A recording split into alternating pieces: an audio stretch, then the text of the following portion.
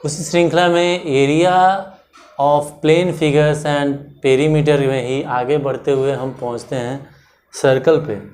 तो सर्कल जो है वो क्या होता है, एक सेंटर से ड्रॉ किया हुआ एक सेंटर होता है जो हम उसको यहाँ पर डिनोट करते हैं ओ से। एक सेंटर से ड्रॉ किया हुआ इस सर्कल के किसी भी पॉइंट पर ड्रॉ किया हुआ जो लाइन होता है उसको बोलते हैं आर, मतलब आर फॉर रेडियस। ये होता है रेडियस। सर्कल का किसी भी पॉइंट पे अगर सेंटर से एक लाइन ड्रॉ करेंगे, लाइन मिलाएंगे, तो वो बन जाएगा रेडियस। ये किसी भी पॉइंट पर, हम किसी भी पॉइंट पर जो है इसको खींचेंगे, जैसे सपोज करिए ये यहाँ पर खींचा, ये मान लीजिए x है, ये x डैश है, ये x डैश डैश है, ये x डैश डैश डैश है। किसी भी पॉइंट पर इस सेंटर से मिलता हुआ एक लाइन जब हम खींचेंगे स्ट्रेट लाइन तो वो रेडियस होगा। अब यहाँ पर क्या है कि रेडियस हर जगह कांस्टेंट रहेगा। वैसे भी आप जानते हैं कि सर्कल को खींचने के लिए हम क्या करते हैं, एक प्रोट्रैक्टर लेते हैं और उसको जो है फिक्स कर देते हैं, और उसका जो डिस्टेंस है वो फिक्स कर देते हैं और यहाँ सेंटर पर रख के ऐसे घुमा देते हैं सर्कल को, तो ये सर्कल बन जाता है। तो क्या मतलब हुआ कि एक फिक्स्ड दूरी को जो है ये कवर करता है। इसलिए किसी भी पॉइंट पर अगर हम इस सेंटर से मिलता हुआ एक लाइन खींचेंगे, जैसे यहाँ खींचा है हमने, तो सारे ही बराबर होंगे। मतलब क्या है, ओ एक्स बराबर ओ एक्स डैश बराबर ओ एक्स डैश डैश बराबर ओ एक्स डैश डैश डैश, सब कितने के बराबर हो जाएंगे, आर के बराबर।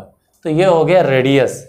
अब रेडियस, अगर रेडियस जो है एकदम एक इस जगह से लेके ऐसे सीधा सीधा जो है सेंटर से एक लाइन जो इस पॉइंट से इस पॉइंट को मिलाता है, तो ये हो जाता है डायमीटर। ये क्या कहलाता है, ये पूरा जो है वो मतलब x से लेकर x डैश डैश तक जो लाइन खींचा गया ये कहलाया डायामीटर।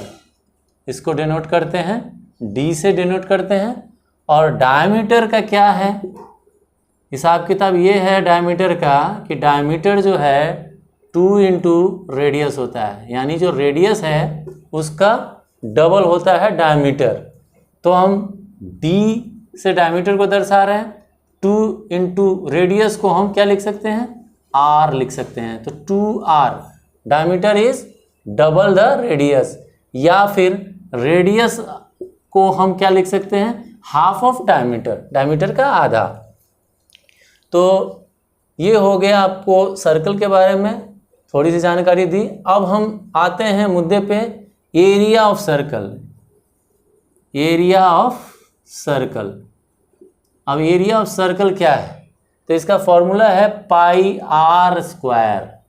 पाई आर स्क्वायर, देखिए इस ये जो बाउंड्री है, ये जो सर्कल है, इसके अंदर ये पूरा जो एरिया कवर किया है यही ना है एरिया ऑफ सर्कल।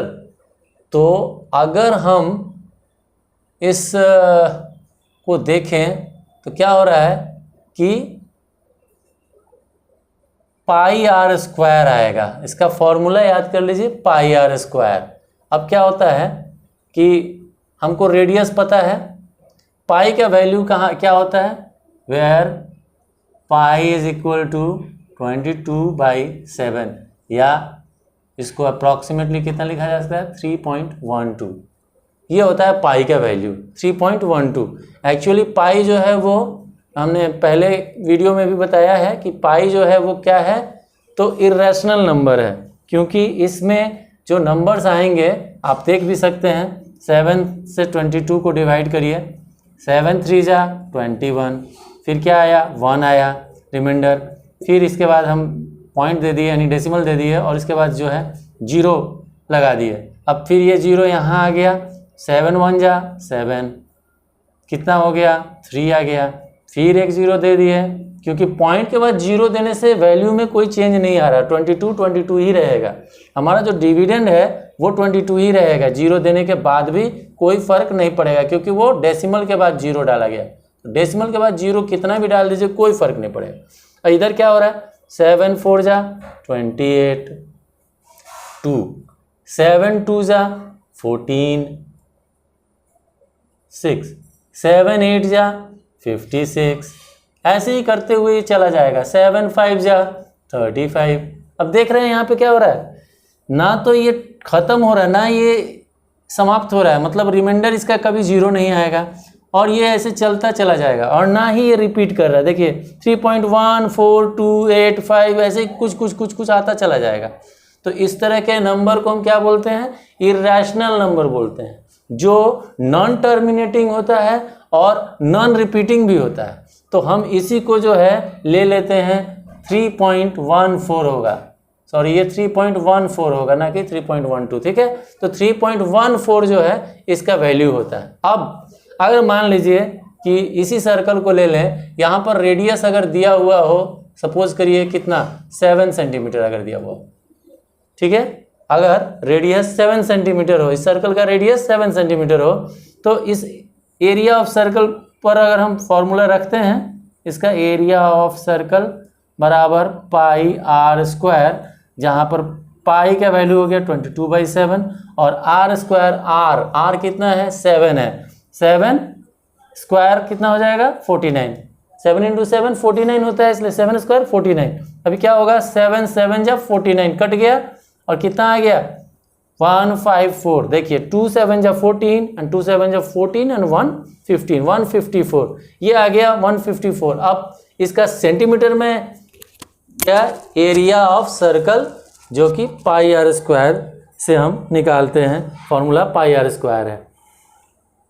अगर हमको रेडियस पता है तो हम किसी भी सर्कल का एरिया निकाल सकते हैं। सपोज करिए अगर हमको बता दिया गया हो कि एरिया इतना है, एरिया इतना है, तो हम उससे जो है रेडियस निकाल सकते हैं। तो कोई भी एक क्वांटिटी, या तो एरिया पता हो या रेडियस पता हो, या कभी कभी ऐसा भी पूछता है कि इसी सर्कल को ले लीजिए, कभी कभी ये भी पूछता है कि diameter of the circle given circle is 14 centimetre, ठीक है, 7 सेंटीमीटर और plus 7 centimetre 14 centimetre. Then find out the area of circle. तो कुछ नहीं करना है, area of circle pi r square होता ही है, आपको पता ही है। यहाँ पर क्या करना है, आर बराबर क्या हो जाएगा, इस जगह से ले लेंगे, आर बराबर क्या हो जाएगा d/2 यानी डायमीटर बाई 2। तो डायमीटर कितना 14 और बाई 2 हो गया, 7 आ गया। तो आ गया फिर इस फॉर्मूला में 7 स्क्वायर कर दिया, 49 हो गया, कैंसिल। तो मिल गया हमको एरिया। डायमीटर दिया है तो हम उसको पहले रेडियस में कन्वर्ट करके और एरिया निकाल लेंगे। ये हो गया एरिया का, सर्कल का एरिया।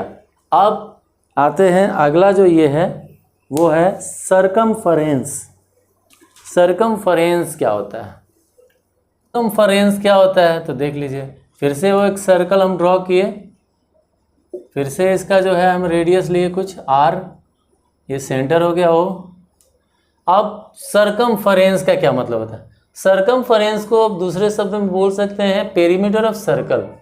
यानी अगर इस पॉइंट पर मान लीजिए कि हम इस पॉइंट से एक धागा इस पर डालें, ऐसे डालते जाएं डालते जाएं डालते जाएं एकदम सर्कल के ऊपर, और एक इसका दूसरा एंड यहाँ आ गया, और अब इस धागे को जो है खोलें, इस थ्रेड को हम खोलें, तो ये धागा जितनी दूरी तक जाएगा, मतलब जितना इसका धागा का लेंथ होगा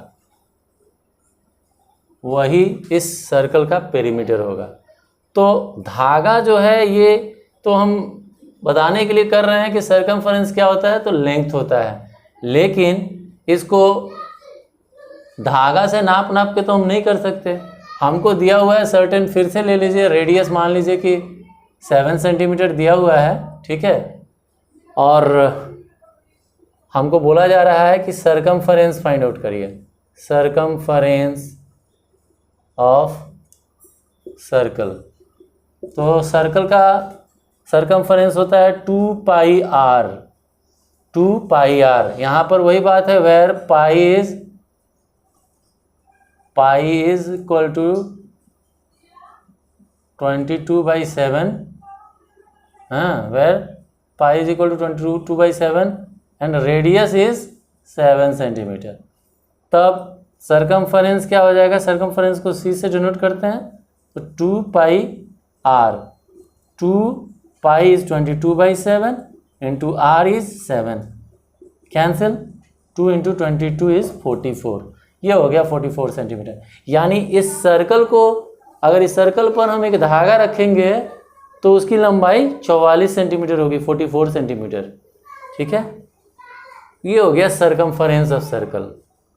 अब इसमें भी वही है, अगर मान लीजिए कि डायमीटर दिया हुआ हो 14 सेंटीमीटर, अगर डायमीटर इज 14 सेंटीमीटर, तब फिर सरकमफरेंस कैसे होगा, 2 पाई, आर को हम क्या लिख सकते हैं, d/2, यानी कि डायमीटर के आधा होता है रेडियस, तो d/2, और फिर क्या लिख देंगे 2 पाई, d इज 14/2, तो gives 2 into 22/7 into 7, cancel, 44 centimetre, ठीक है।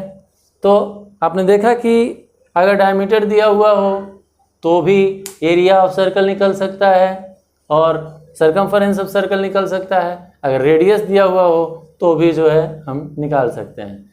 डायमीटर रेडियस का डबल होता है। अब आते हैं हम सिलेंडर में। सिलेंडर जब इसका एरिया लिखेंगे उसमें भी स्क्वायर लगाएंगे। तो एरिया में लगाएंगे ही ना, आर स्क्वायर हो रहा है ना, आर इज रेडियस, तो सेंटीमीटर में है ना, तो उसका स्क्वायर करेंगे तो सेंटीमीटर स्क्वायर भी तो होगा। सिलेंडर में क्या होता है,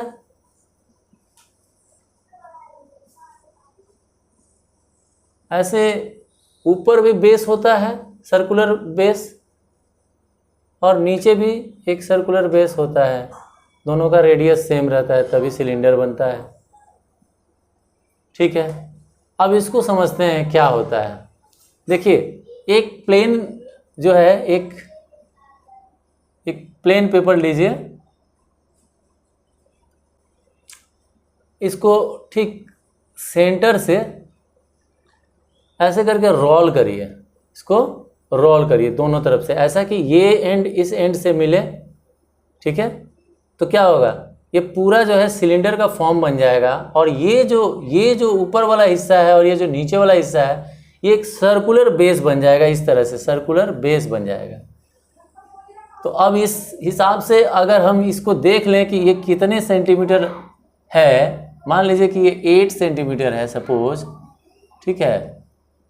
तो जब हम इसको सर्कल करेंगे, घुमाएंगे, तो भी तो इसका जो सरकमफरेंस होगा वो कितने का होगा, 80 सेंटीमीटर का होगा ना, क्योंकि इसी को तो हम सिलेंडर में फॉर्म कर रहे हैं।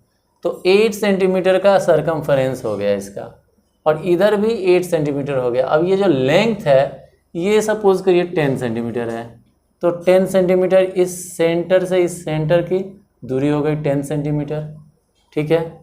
ये 8 सेंटीमीटर हो गया, ये भी 8 सेंटीमीटर हो गया। करना क्या है हमको करना है, इसका निकालना है सरफेस एरिया। सरफेस एरिया, इसमें जो है सरफेस एरिया निकलता है। कैसे, देखिए, ऊपर क्या है, एरिया ऑफ सरफेस एरिया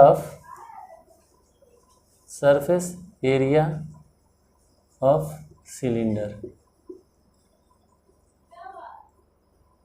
बराबर 2 सर्कुलर बेस है, पाई आर स्क्वायर ऊपर, नीचे भी पाई आर स्क्वायर, और बीच वाला ये जो हिस्सा है कर्व्ड सरफेस, इसको कैसे निकालेंगे बताइए।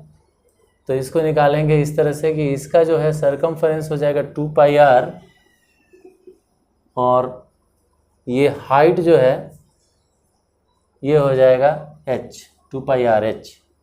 तो इससे निकल जाएगा 2 पाई r स्क्वायर प्लस 2 पाई r h, और इससे निकल जाएगा 2 पाई r प्लस h।